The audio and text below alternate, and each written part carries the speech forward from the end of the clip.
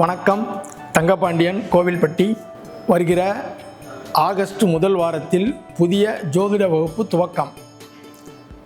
இந்த வகுப்பில் 12 பாவகங்களுக்கு உண்டான பலன்கள், மாதம் ஒவ்வொரு பாவகத்தை பற்றியும், ராசிகள் பற்றி, கிரகங்கள் பற்றி, பாவகாரகத்துவங்கள் பற்றிய விளக்கங்கள் புதிய அப்டேட்டுகளுடன் சிறந்த முறையில் நடக்க இருக்கின்றது.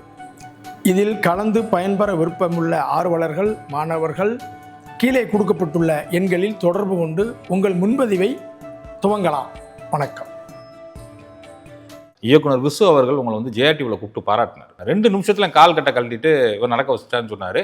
விசு சாருக்கு என்ன நடந்திருக்குன்னா, காலில் ஒரு பிராக்சர். சத்தியமாக மறுபடியும் சொல்கிறேன், என் பிராக்சர்டு லெக் அதுல பேண்டேஜோட கீழே இறங்கி வந்து தான் அந்த நபரை பார்த்தேன். பேண்டேஜை கேட்ட சொன்னார், கேட்டினேன். காலில் ஏதோ ஒரு இடத்துல தொட்டார், ஒரு நீவு நீவினார், நடங்கன்னார். நடந்தேன் ஐயா. அப்பேற்பட்ட திரு சுவாமிநாதன் அவர்களை நான் மேடை கழிக்கிறேன்.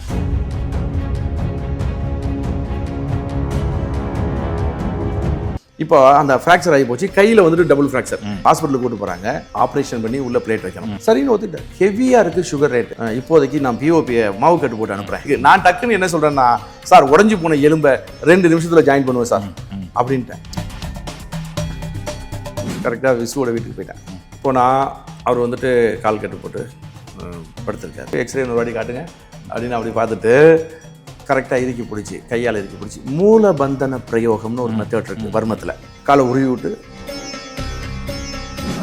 இப்போ என்ன பண்ணேன், என்னாச்சு அப்படின்னா ஒருத்தர் சொல்லிட்டு, சார் ஒரு 2 நிமிஷம் வெயிட் பண்ணுங்கள் சார் அப்படின்னு சொல்லி அவர் சேர் போட்டு உட்கார சொல்லியாச்சு. இந்த 2 நிமிஷத்தில் நடந்தது என்ன தெரியுமா?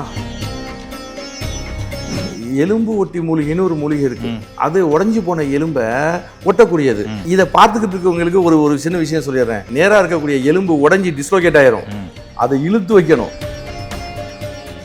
அந்த முடக்குவாதம், ரொமட்டாய்டு ஆர்த்தரைட்டிஸ், சோரியாட்டிக் ஆர்த்தரைட்டிஸ், அந்த தண்டுவட கோளாறு, இது 3ஐயும் நான் கம்ப்ளீட்டாக குணமாக.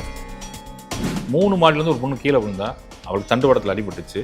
டாக்டர்ஸ் நடக்க முடியாதுட்டாங்க. அவங்க நீங்கள் காப்பாற்றி நீ கல்யாணம் முடிச்சு 2 பிள்ளையே இருக்காங்க. கோரிவாரி திறவுகோல் அப்படின்னு ஒரு மெத்தட் இருக்கு.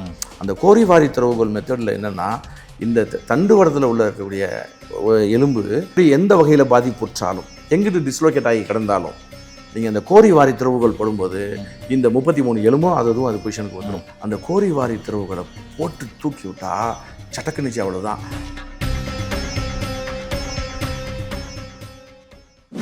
சிவகலம் ரொம்ப தொலைவில் இருக்குது. நீங்கள் இங்கே சிவனே சிவனே சிவனே சிவனேன்னு 108 முறை சொல்லி 48 நாளுக்கு நீங்கள் சொல்லி முடிக்கும் பொழுது அது அந்த வளிமண்டலத்தை கடந்து சிவகலம் போகும் அந்த வார்த்தை. நீங்கள் ஓம் நம சிவாய, ஓம் நம சிவாய, சிவனே சிவனேன்னு சொல்லி 108 முறை ஒரு நாளைக்கு சொல்லி 41 மண்டலம் பூர்த்தி செய்தால் என்ன பலன் கிடைக்குமோ அதனுடைய பலன் போகரேன்னு ஒரு முறை சொன்னால் போதும். ஏன்னா அவருக்கு பழனி மலையில் இருக்கார், சிவகலம் ரொம்ப தூரத்தில் இருக்கு. இவர் அந்த சிவனருளை தன்னகத்தை கொண்டு ஈஸியாக எளிமையாக கொடுக்கக்கூடிய வல்லமை உள்ளவர் போகர் சித்தர். நிச்சயமா போகர் சித்தர் அருள் பெற்றதுக்கப்புறம் எனக்கு தெரிஞ்சு பெரும்பான்மை பேர் வந்து ஆன்மீகம் லைனில் வருவாங்க, இல்லை ஜோதிடம் பார்ப்பாங்க, இல்லை சுவடிகள் கிடைக்கும் அவங்களுக்கு, அந்த மாதிரி விஷயங்கள் இருக்கும். நீங்கள் எப்படி இந்த வர்மக்கலை அப்படிங்கிற விஷயம் உங்களுக்கு எப்படி? எனக்கு வைத்தியம் கிடைச்சது. எப்படி? ஆக்சுவலாக வந்துட்டு என் தாத்தா வந்துட்டு அந்த காலத்திலேயே வந்துட்டு வைத்தியம் பண்ணக்கூடியவங்க. வர்ம வைத்தியம்னே வச்சுக்கோங்களேன். அதாவது ஆக்சுவலாக என்னன்னா, அது அப்போதைக்கு அது வர்ம வைத்தியம்னு கூட எனக்கு தெரியாது. நோக்கில் பண்ணுவோம், நோக்கு வர்மம். ஆமாம், கண்ணால் பார்த்து அந்த மெய்தீண்டா காலம் வரும், தண்ணியை மந்திரிச்சு கூட வீசுவார், வீசி வியாதிகளை குணமாக்குவார். அப்புறம் அந்த குக்குடாதி திறவுகோல்னு ஒரு இது இருக்குது, அந்த விஷமுறிவுக்கு உண்டான விஷயம். அதெல்லாம் பெரிய சப்ஜெக்ட், நான் பிறகு சொல்கிறேன். அதெல்லாம் பின்னாடி வரக்கூடிய இதுகளை சொல்கிறேன். அநேகமாக அவருடைய ஜீன் எனக்கு வந்திருக்கும் அடிப்படையாக. இதை தாண்டி சோமன் குட்டின்னு ஒரு மகான், அந்த தவம் பண்ணதாக சொன்னனே வாழைத்தோட்டத்துக்குள்ளேருந்து, அந்த சமயத்தில் நான் வந்து அவர் சோமன்குட்டி வந்துட்டு கேரளாக்காரரு, இங்கே சிங்கமுனரிங்கிற ஊரில் வந்துட்டு அவர் வந்துட்டு இருந்தார். அவருடைய அந்திம காலம் அது. அவரோடு நான் வந்துட்டு போய் அவரோட ஒரு 15-20 நாள் இருப்பேன், திரும்ப ஊருக்கு வந்துடுவேன். அந்திம காலம்னா கடைசி காலம். கடைசி. ஆமாம், அது நேரில் சொல்லிடணும். அந்திம காலம் என்னன்னு கேட்பாங்க. சரி. அப்போது அப்படி ஒரு 6 வருடங்கள் வந்துட்டு நான் அவர்கிட்ட வந்துட்டு சோமன்குட்டிகிட்ட அணுக்க தொண்டனாக இருந்தேன் அந்த சமயத்தில். அப்போது அவரிடம் இருந்து கற்றுக்கொண்டது தான் இந்த வர்மக்கலை. இது இல்லை, வர்மக்கலைன்றது ஒரு விஷயமா இருந்தால் கூட மூலிகைகள் வந்து நீங்க பல சிறப்பான மூலிகைகள் வச்சு கண்டுபிடிச்சிருக்கீங்க. உதாரணத்துக்கு சொல்ல போனா இயக்குனர் விசு அவர்கள் உங்களை வந்து ஜேஆர்டிவில கூப்பிட்டு பாராட்டினார். ஆமா, அந்த பாராட்டுதலை பார்த்துட்டு நான் சொன்னது 2017 அதை அது பார்த்துட்டு விட்டு போடுவீங்களா இப்போ? கண்டிப்பா போட்டுருவோம். அந்த 2017 பார்த்துட்டு தான் அதுல இருந்து தான் நம்ம தொடர்பு வச்சிருந்தோம், அதுல இருந்து தான் பேசிட்டே இருந்தது. அப்ப கூப்பிட்டு உங்களை பாராட்டினாரு. எனக்கு 2 நிமிஷத்துல கால் கட்டை கழட்டிட்டு இவர் நடக்க வச்சுட்டான்னு சொன்னாரு. அப்படியே அது மட்டும் இல்லாம ஒரு 4 நாள் 5 நாள் நடிகர் சங்கத்துல வர எல்லா நடிகர்களுக்கும் நீங்க பாத்துருக்கீங்க அந்த காலத்திலேயும். ஆமா, அது எப்படி நீங்க உங்களுக்கு விசுவான தொடர்பு எப்படி வந்தது? அதாவது அது ஒரு பெரிய ஆச்சரியம் தாங்க. ஆக்சுவலாக வந்துட்டு எலும்பு ஒட்டி மூலிகைன்னு ஒரு மூலிகை இருக்கு. அது உடஞ்சி போன எலும்பை ஒட்டக்கூடியது. இதை பார்த்துக்கிட்டு இருக்கவங்களுக்கு ஒரு சின்ன விஷயம் சொல்லிடுறேன். இப்போ நேராக இருக்கக்கூடிய எலும்பு உடஞ்சி டிஸ்லோகேட் ஆயிரும், அதை இழுத்து வைக்கணும். இப்போ எல்லா இடத்துலையும் இப்போ ரிப்போன்ஸில் வந்துட்டு உடஞ்சி போச்சு, அது பொசிஷனில் வைக்கிறது எப்படி? அதான் டாக்டர்ஸ் தான் பண்ணுவாங்க, அதெல்லாம் ஆப்ரேஷன் தான் பண்ணணும், டாக்டர்ஸ் தான். ஆனால் விசு சாருக்கு என்ன நடந்திருக்குன்னா, அவருக்கு காலில் ஒரு ஃப்ராக்சர், ஏன்னா ஹேர் லைன் ஃப்ராக்சர் அதுக்கு பேர். ஆமாம், ஒரு வாழைத்தண்டு எடுத்து வச்சுக்கிட்டு ஒரு லேடியோடைய முடியை எடுத்து வாழைத்தண்டில் போட்டு பார்த்தோம்னா எப்படி தெரியும்? ஹேர் லைன் அப்படி எக்ஸ்ரேல அப்படி தெரியும் ஒரு கோடா, அதுதான். பட் போன் வந்துட்டு டிஸ்லோகேட் ஆகலை. பாதத்துலேருந்து முழங்கால் வரைக்கும் உள்ள எலும்பில் ஹேர் லைன் ஃப்ராக்சர், ரைட்டு. இப்போ அந்த ஃப்ராக்சர் ஆகி போச்சு. கையில் வந்துட்டு டபுள் ஃப்ராக்சர், இங்கேயும் கட் ஆயிடுச்சு, இங்கேயும் கட் ஆயிடுச்சு, இந்த இடத்துல முழங்கை கிட்ட. ஸோ இப்போ இவரை வந்துட்டு ஹாஸ்பிட்டலுக்கு கூப்பிட்டு போகிறாங்க. ஹாஸ்பிட்டலுக்கு கூப்பிட்டு போகும்போது அங்கே உள்ளவங்க வந்துட்டு எக்ஸ்ரே எடுத்து பார்த்துட்டு ஆப்ரேஷன் பண்ணி உள்ளே பிளேட் வைக்கணும், அது பொதுவான விதி அப்படின்னு சொல்லிடுறாங்க. ஆல்ரெடி வேறு வழி இல்லையா, சரின்னு ஒத்துட்டார். இப்போ பிளட்டை செக் பண்ணிவிட்டு ஹெவியாக இருக்குது சுகர் ரேட்டு, சுகர் ஹெவியாக இருக்குது. ஸோ அதை கண்ட்ரோல் பண்ணுங்கள், அதை கண்ட்ரோல் பண்ணிட்டு வாங்க, அதன் பிறகு சர்ஜரி வச்சுக்கலாம். இப்போதைக்கு நான் பிஓபியை மாவு கட்டு போட்டு அனுப்புகிறேன் அப்படின்னு சொல்லிட்டு கையிலையும் காலையும் மாவு கட்டை போட்டு அனுப்பிச்சிட்டாங்க. இப்போ இவர் சுகருக்கு மட்டும் மாத்திரை எடுத்துக்கிறாரு, வீட்டில் இருக்கார். இது நடந்து அடுத்த நாள் வந்துட்டு நான் அவரை கான்டெக்ட் பண்ணுறேன். எப்படி பண்ணுறேன்னா, அதுவே பெரிய ஆச்சரியங்க. இப்போ அப்போ ஜெயா டிவியில் இந்த மக்கள் அரங்கம் சொல்லி அவர் விசுவோடைய நிகழ்ச்சி ஓடும்.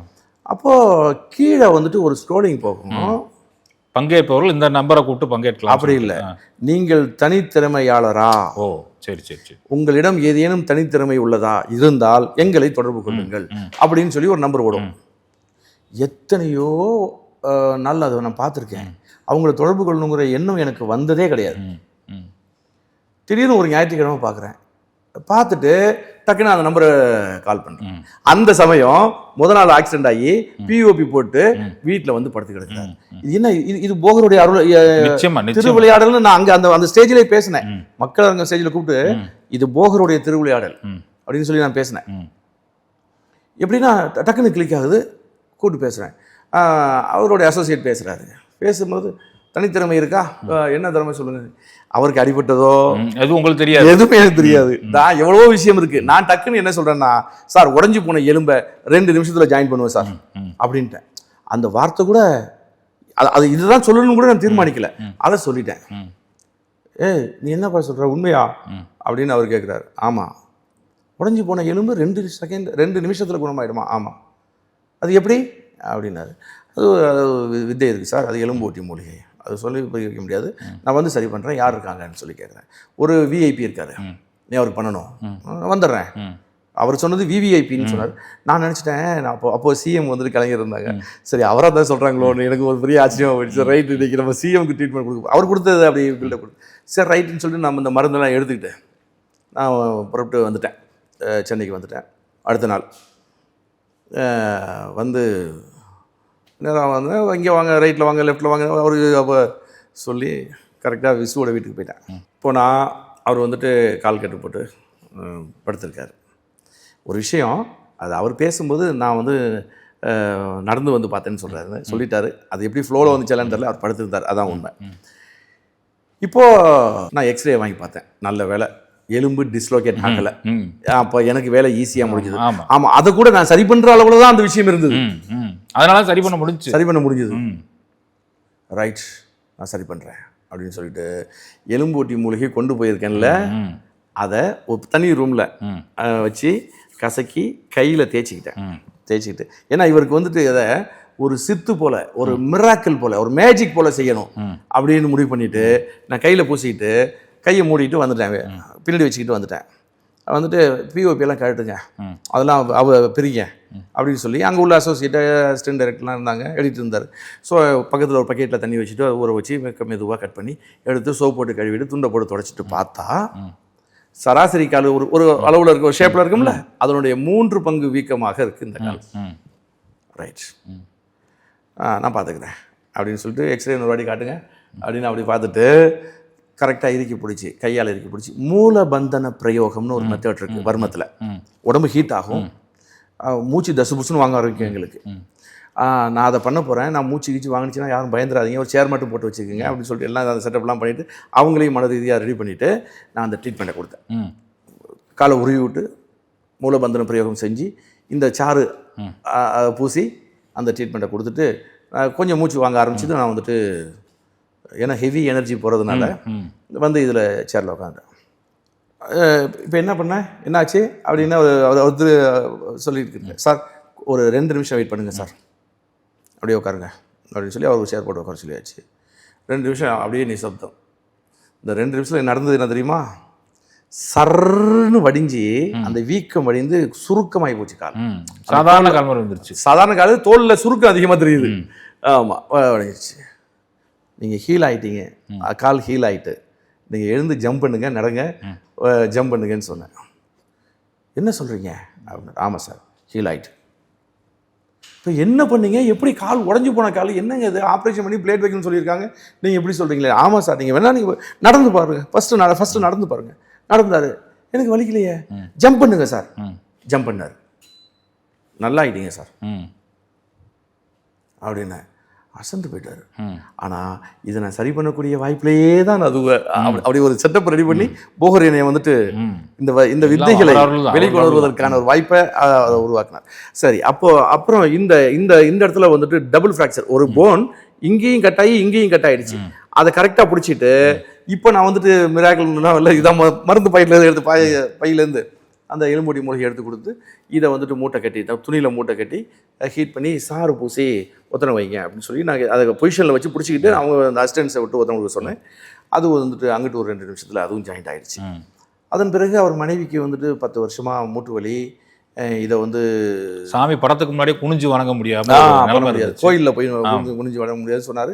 நான் சும்மா கையை மட்டுமே வச்சு அது உள்மூட்டு வறுமை பிசகு எல்லாத்தையும் குணமாக்கிட முடியாது. அப்படி இப்போ ரொமட்டாய்டு ஆர்த்ரைட்டிஸ் இருக்குது, ஆஸ்டியோ ஆர்த்ரைட்டிஸ் இருக்குது. ரொமட்டாய்டுனா ரத்தத்தை சுத்தமாக்கணும், ஆஸ்டியோனா எலும்பு உள்ளுக்குள்ள லெகமெண்ட் கார்டிலேஜஸை க்ரோத் பண்ண ரெஜினேட் பண்ணணும், இவ்வளோ விஷயம்லாம் இருக்குது. இல்லை நம்ம அது பின்னாடி பேசணும். இப்போ இந்த நல்ல சுவாரஸ்யமாக போய்கிட்டு இருக்கு. ஏன்னா நான் ஏன் இதை சொல்லிடுறேன்னா, அங்கே விசு ஒய்ஃபுக்கு 2 செகண்ட்ல நீ குணமாக்கணும்னு சொல்லி இல்லை, இப்போ ஏன் மூட்டு வலியை குணமாக்கணும்னு சொல்லி ரொமட்டாய்டு வந்து உட்காந்துட்டாங்க. அதுக்காக சொல்கிறேன், இது உள்முட்டு வறுமை பிசகு. அதை கூட 2 செகண்ட்ல குணமாகிற மாதிரியான ஒரு சூழ்நிலை உருவாக்கி வச்சுட்டார் போகர். சரி பண்ணிட்டேன், அது 2 செகண்ட்ல குணமாயிடுச்சு. இந்த மாதிரி ஒரு பிரச்சனை இருக்கு, நமஸ்காரம் பண்ண முடியாது என்ற விஷயத்தை சொன்னோம். காலை நீட்ட சொன்னார், நீட்டினாள் என் மனைவி. ஏதோ ஒரு இடத்துல ஏதோ ஒண்ணு பிடிச்சார், இழுத்தார், 2 ஆட்ட சொன்னார். நடந்தது மொத்தம் 2 நிமிஷம் தான். நான் மறுபடியும் சொல்கிறேன், சத்தியமாக நான் சொல்வதெல்லாம் உண்மை. உண்மை தவிர வேறொன்றுமில்லை. நேராக சென்று சாமி ரூம்ல என் பொண்டாட்டி சாமிக்கு சாஷ்டாங்கமாக நமஸ்காரம் செய்தாள். ஸோ இப்படி அதன் பிறகு 2 நாள் சார் வீட்டிலே இருந்தேன். அதன் பிறகு அவருடைய சுற்றம் நட்பு எங்கெங்கெல்லாம் பாதிக்கப்பட்டவங்க இருக்காங்களோ அவங்கெல்லாம் நிறைய விஐபிஸ்லாம் வந்தாங்க. அரங்கத்தில் அறிமுகப்படுத்திட்டு அதற்கப்புறம் நடிகர் சங்கத்திலே வந்து அதன் பிறகு ஆமாம், அது இப்போ இந்த சமயத்தில் 2 நாள் விசு சார் வீட்டிலே இருந்து பல பேரை குணமாக்கினேன். அதன் பிறகு மக்கள் அரங்கத்தில் வந்துட்டு அதை வந்துட்டு அவர் வந்துட்டு சொன்னார், அதை நீங்கள் போடுங்க சொல்லிட்டு அதன் பிறகு நிறைய என்கொயரிஸ் அவருக்கு வர ஆரம்பிச்சிட்டு அவரை கூப்பிட்டு ஒரு கேம்ப் போடுங்க நம்ம நடிகர் சங்கத்தில் அப்படின்னு சொல்லி ஒரு நடிகர் சங்கத்தில் 6 நாள் கேம்ப்பு. அப்போ அத்தனை நடிகர்களையும் மேக்ஸிமம் 99% சினிமாக்காரங்களுக்கு என்னால் முடிஞ்ச வரைக்கும் நான் சிகிச்சை கொடுத்தேன். நிச்சயமாக அது ஒரு பெரிய மாற்றம் வந்துச்சு. இந்த மாதிரி எலும்பூட்டி மூலியை வச்சு தான் பண்ணிட்டு இருந்தீங்க. பட் அதற்கு முன்னாலே வந்து நீங்கள் நிறைய விஷயங்கள் பண்ணுவீங்க இல்லையா, வர்மக்கலை வச்சு. ஆமாம். அப்புறம் ஏன் நீங்கள் நிப்பாட்டிட்டீங்க? ரொமாட்டட் ஆர்த்தரைட்டிஸ் மட்டும் தான் பண்ணுவேன், தண்டுவட கோளாறு மட்டும் தான் பண்ணுவேன். இப்போ அதில் பயங்கர எக்ஸ்பர்ட் ஆகிட்டீங்க. ஆமாம், ரொமாட்டட் ஆர்த்தரைட்டிஸ், தண்டுவட கோளாறுக்கு எல்லாம் உங்கள்கிட்ட தான் வந்துட்டு இருக்காங்க. சோரியாட்டிக் ஆர்த்தரைட்டிஸ் எல்லாருமே உங்கள்கிட்ட தான் வந்துட்டு இருக்காங்க. இது எப்படி இதோட போதும் நிப்பாட்டினது எப்படி நீங்கள்? அது என்னன்னு கேட்டிங்கன்னா, இப்போ இந்த ரொமட்டாய்டு ஆர்த்தரைட்டிஸ், இப்போ இது என்ன, இது தன் எதிர்ப்பு சொல்றது ஆட்டோ இம்யூன் டிசீஸ், தன் எதிர்ப்பு நோய். ரைட்டா? நல்லது செய்ய வேண்டிய வெள்ளை அணுக்கள் நமக்கு நல்லது செய்யறதுக்கு இருக்க, அது நமக்கே தீமை செய்துக்கிட்டு இருக்குல்ல, நம்முடைய ஆர்கான்ஸை தாக்குது, ஜாயிண்ட்களில் வந்து கெடுக்குது. ஸோ தன் எதிர்ப்பு நோய் இதை குணமாக்க முடியாது. முடியாது. ரொமட்டாய்டு ஆர்த்தரைட்டிஸ் முடக்குவாதத்தை குணமாக்க முடியாது, சோரியாட்டிக் ஆர்த்தரைட்டிஸை குணமாக்க முடியாது, அப்புறம் தண்டுவட கோளாறு இருந்தாக்க சர்ஜரி பண்ணணும். ஸோ இது எல்லாத்தையும் இந்த 3ல் வாடக்கூடியவர்களுக்கு ஃபோக்கஸ் பண்ணணும். குணப்படுத்த முடியாதுன்னு சொன்ன விஷயத்தை நம்ம குணமாக்கணும் அப்படின்னு நான் அதை மெயின் பண்ணி நான் இதுக்கு முக்கியத்துவம் கொடுத்து நான் அதெல்லாம் கொஞ்சம் குறைச்சிக்கிட்டேன். என்ன இருந்தாலும் இப்போ இதுக்கு நான் வந்துட்டு பி ஃப்ராங்க் என்னன்னா, நீங்கள் பாருங்க, ஆற்றல் பிரயோகம் தான் வர்ம கலையினுடைய முக்கியமான விஷயமே. ஆற்றல் பிரயோகம் தன்னுடைய ஆற்றலை வழங்குறது ஒன்று, வர்ம ஆசான் தன்னுடைய ஆற்றலை நோயாளிக்கு கொடுக்கறது ஒன்று, மூலிகைகளை ஆற்றலை பயன்படுத்துறதும் ஒன்று இருக்கு. ரைட் தானே? மூலிகையின் ஆற்றலை வெளிப்புறமாக அதாவது எக்ஸ்டர்னல் யூஸாக பயன்படுத்துறது இருக்குது, இன்டேக்காக கொடுத்து பயன்படுத்துறதும் இருக்குது மூலிகை ஆற்றல்.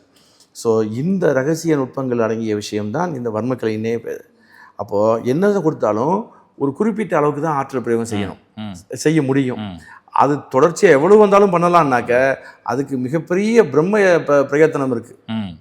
அந்த பயிற்சியை செய்து அந்த நிலைக்கு நான் இன்னும் என்னை தயார் பண்ணிக்கல, அதான் உண்மை. அதனால் போதும் எல்லாத்தையும் பண்ணோம்னாக்க முடியாது.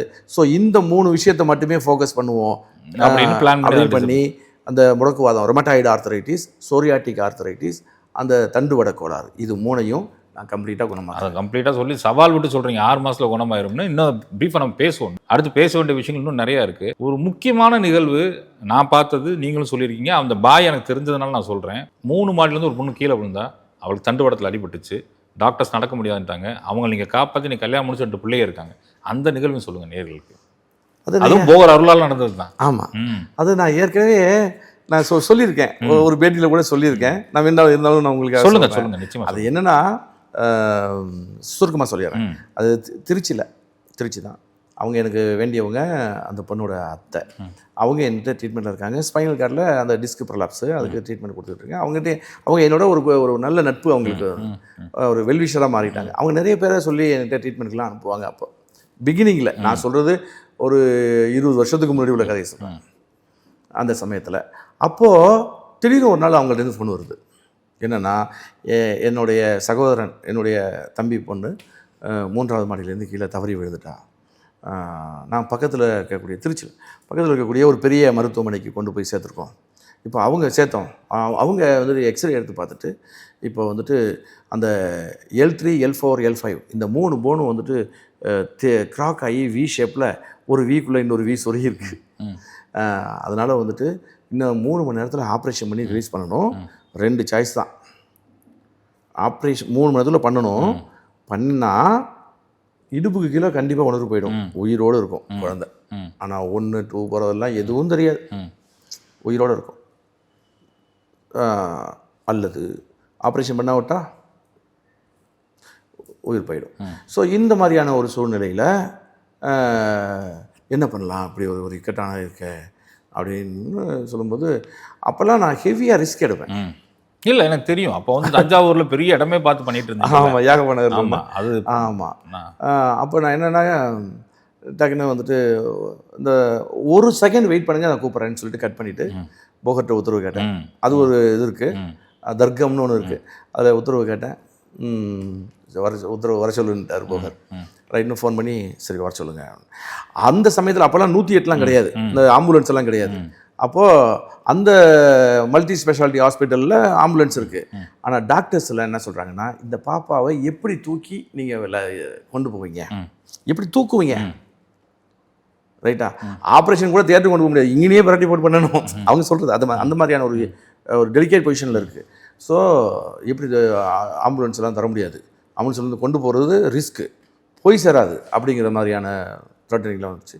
திரும்பவும் ஆசிலேஷன் ஆகி ஃபோன் பண்ணுறாங்க, நீங்கள் ஆம்புலன்ஸ் தரலன்னா பரவாயில்ல, ஒரு கூடையில் அள்ளி போட்டு கொண்டு வாங்குங்கிறது. இதே டைலாக் நான் சொல்லிட்டேன், ஒரு கூடையில் அள்ளி போட்டு கொண்டு வாங்க, நான் வந்து சரி பண்ணுறேன் அப்படிங்கிற மாதிரி. அது எப்படி சொன்னேன்னு எனக்கே தெரில. இப்போ நினச்சாலும் எனக்கு பகிர்ந்தோம், அது என்னை அறியாமல் சொன்ன வார்த்தை. ஆனால் அதே போலவே திரும்ப வந்துட்டு அவங்களோட போராடி அங்கே உள்ள ஆம்புலன்ஸ்லேயே ஸ்ட்ரெச்சரில் வச்சு எப்படியே கொண்டுட்டு வந்து சேர்த்துட்டாங்க. சேர்த்துட்டாங்க. எக்ஸ்ரே வாங்கி பார்த்தேன். எக்ஸ்ரே வாங்கி பார்த்த உடனே ஒரு பயம் வருது. என்னடா அது இப்படி சொல்லியிருக்கு அப்படின்னு சொல்லி அது அப்படியே கிடக்கு. பாப்பா போகரே அப்படின்னேன். மனசுக்குள்ளே தோணுது. கோரிவாரி திறவுகோல் அப்படின்னு ஒரு மெத்தட் இருக்குது. அந்த கோரிவாரி திறவுகோல் மெத்தடில் என்னென்னா, இந்த தண்டு வடத்தில் உள்ள இருக்கக்கூடிய எலும்பு விபத்தில் மற்ற விஷயங்களில் இதிலெல்லாம் வந்துட்டு எப்படி எந்த வகையில் பாதிப்புற்றாலும் எங்கிட்டு டிஸ்லோகேட் ஆகி கிடந்தாலும் நீங்கள் அந்த கோரிவாரி திறவுகோல் போடும்போது இந்த 33 எலும்பும் அதுவும் அது பொசிஷனுக்கு வந்துடும். அப்படி ஒரு விஷயம் இருக்குது அதில். அதுக்கு பேர் கோரிவாரி திறவுகோல்னு பேர். அந்த கோரிவாரி திறவுகோலை போட்டு தூக்கி விட்டா சட்டக்குனிச்சு அவ்வளோதான். அப்படியே குப்புற படுக்க வச்சு, அப்போ என்கிட்ட ஒரு 10-15 ஸ்டூடெண்ட்ஸ் இருப்பாங்க. ஆமாம், விடாமல் ட்ரீட்மெண்ட் கொடுங்கப்பா அப்படின்னு சொல்லிட்டு நானும் அங்கேயே என்னுடைய அண்டர் சூப்பர்வைசர்லேயே ட்ரீட்மெண்ட் போயிட்டுருக்கு. நானும் மாற்றி மாற்றி கொடுத்துட்ருக்கோம். அப்புறம் லேட் நைட்டு நான் பக்கத்து ரூம்லேயே தூங்க போயிட்டேன். நான் வீட்டுக்கெலாம் கூட அன்றைக்கி வரல, ரொம்ப ஹெவி ரிஸ்க்கு. பக்கத்துலேயே படுத்துட்டேன். என்னுடைய ஸ்டூடெண்ட்ஸ் எல்லாம் மாற்றி மாற்றி ஷிஃப்ட்டு போட்டு ட்ரீட்மெண்ட் கண்டினியூவாக போயிட்டுருக்கு. அந்த சாறு பூசுறது, அது இது பண்ணுறது அதெல்லாம் சொல்லி கொடுத்துட்டேன். அவங்க பண்ணிகிட்ருக்காங்க. சார் லேட் நைட் தூங்க போனதெல்லாம் நான் தூங்கிட்டு இருக்கேன். மணி ஒரு 7 மணி இருக்கும். தட்டப்படான்னு தட்டுறாங்க. நான் திடீர்னு எனக்கு டக்குன்னு முழிப்பு வந்தோடனே இந்த பேஷண்ட்டு ஞாபகம் வருது. எனக்கு பகீர்க்குது உள்ள. சரி போய் திறக்கிறேன். திறக்கும்போது அவங்க அப்பா நிற்கிறார், பதட்டமாக நிற்கிறார். வாங்க வந்து பாருங்க அப்படின்றார். நான் ஓடுறேன். ஓடி போய் பார்த்தா அந்த பாப்பா எழுந்து உட்காந்து ப்ரஷ் பண்ணிட்டு இதெல்லாம் அவங்க அம்மா ஒரு தட்டை வச்சு வாங்கிட்டு இருக்காங்க, ப்ரஷ் பண்ணி துப்புதுன்னு சொல்லிட்டு இருக்காங்க. போகர் அருள் தானே. போகர் இல்லாமல் எப்படி முடியும்? உங்களுக்கு அந்த வார்த்தைகள் வந்திருக்காது. கண்டிப்பாக அவர் அந்த அருள் கொடுத்துருலன்னா எப்படி முடியும்? டெஃபினட்டாக. அப்போது அந்த ஹெவி ரிஸ்க் எடுக்கிறதுக்கெல்லாம் போகருடைய அருள் கண்டிப்பாக அதெல்லாம் அப்படியே அமைந்தது. சரியாயிடுச்சு. ஓவர் நைட்டில் ஸ்பைனல் கார்டு வந்துட்டு க்யூர் ஆகிட்டு. ஏன்னா அது எலும்பூட்டி மூலிகை. இந்த கோரிவாரி திறவுகோல் போட்டு அது பொசிஷனுக்கு வந்த பிறகு எலும்பூட்டி மூலிகை சாறு பூசி அந்த ஃபார்மெண்டேஷன் பண்ணும்போது உத்தரம் கொடுக்கும்போது சீக்கிரத்தில் கூடிடும். அது 2 நிமிஷத்தில் கூடுறது.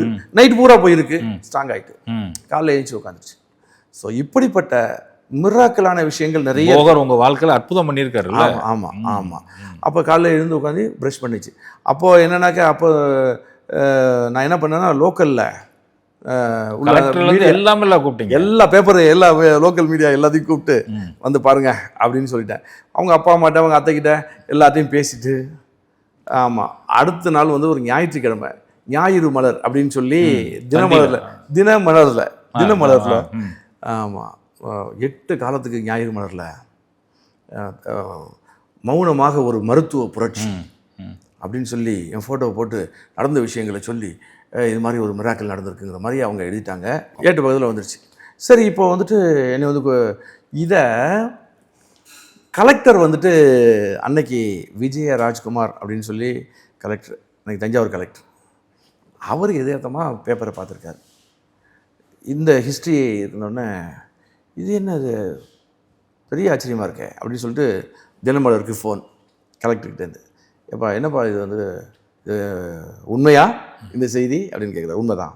சரி, சாமிநாதன் நான் பார்க்கணும், கூப்பிட்டு வாங்க அப்படின்னு தினமலருக்கு ஆர்டர் போட்டார். தினமலர்லேருந்து வந்தாங்க. இது மாதிரி வந்துட்டு கலெக்டர் பார்க்கணும்னு சொல்கிறாங்க, வாங்க போவோம். சரின்னு போனோம். ஒரு நாள் மத்தியானம் 3 மணிக்கு ஐயாவை பார்க்க போகிறோம். இப்போ பார்த்தோன்னே அவர் கேட்டார், இது எப்படி சாத்தியம் அப்படின்னு சொன்னார். நான் சொன்னேன், அந்த மெத்தட் சொன்னேன்.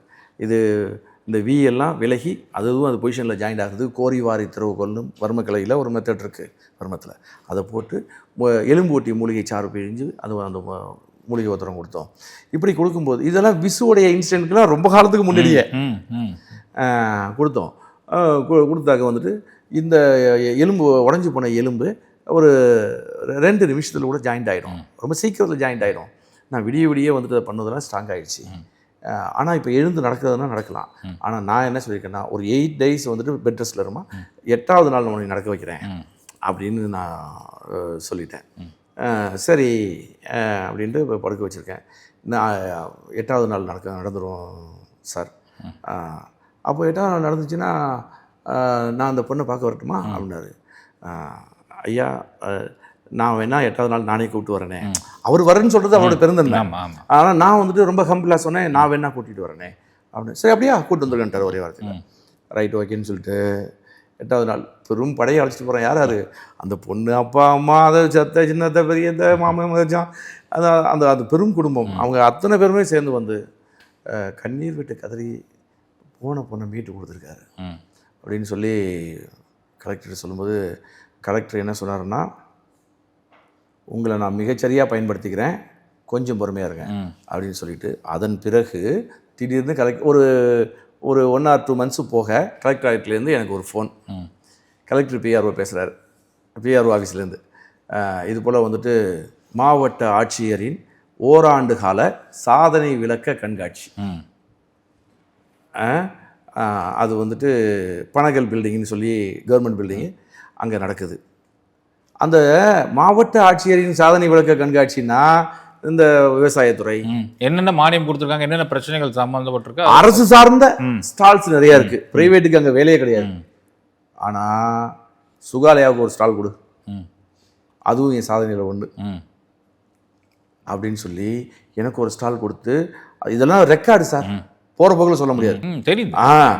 அங்கே ஒரு ஸ்டால் கொடுத்து அங்கே வந்துட்டு கிட்டத்தட்ட ஒரு 10 நாள் வந்துட்டு அந்த ஸ்டாலில் வர்ம கலைனா என்ன, இங்கே என்னென்னலாம் சரி பண்ணுறோம், போகிறோம் வர்றோம் இந்த சுகாலயாவில் அப்படிங்கிற விஷயத்தையெல்லாம் சொல்லிவிட்டு, கடைசி நாள் நிறைவு நாள் அன்னைக்கு கலெக்டர் வந்துட்டு, இங்கே ப்ரைவேட்டுக்கு எந்த ஸ்டாலுமே இல்லை சுகாலயா தவிர, அது என்னுடைய பீரியடில் நடந்த ஒரு சாதனை, மிகப்பெரிய சாதனை தஞ்சாவூரில் நடந்திருக்கு, எனக்கு அதில் பெருமை. அப்படிப்பட்ட சுவாமிநாதனுக்கு நான் ஒரு விருது வழங்குறேன், அவார்டு கொடுக்குறேன்னு சொல்லி அவார்டு கொடுத்தார். ஸோ இதெல்லாம் ரெக்கார்டு தானே, இல்லை ஒரு பக்கம் சொல்லவே முடியாது. இல்லை உண்மை, அதனால தானே கேட்குறோம், அப்போ பார்க்குற நேரில் தெரியும்ல, அதனால தானே கேட்குறோம். இதை விட நான் அதிசயிச்சு பார்க்குறது, இது ஒரு பெரிய அதிசயம். இதை விட நான் அதிசயமாக பார்க்குறது ரொமட்டட் ஆர்த்தடைஸ்ன்னு சொல்லிட்டு பெரிய தொகுப்பாளி கூட வந்திருக்கு, அவன் பாவம் நடக்க முடியாமல் தான் இருக்காங்க, இப்போ வரைக்கும் கூட நடக்க முடியல தான் சொல்லிட்டு இருக்காங்க. அது யாருனாலையும் குணப்படுத்த முடியாது. நீங்கள் சவால் விட்டு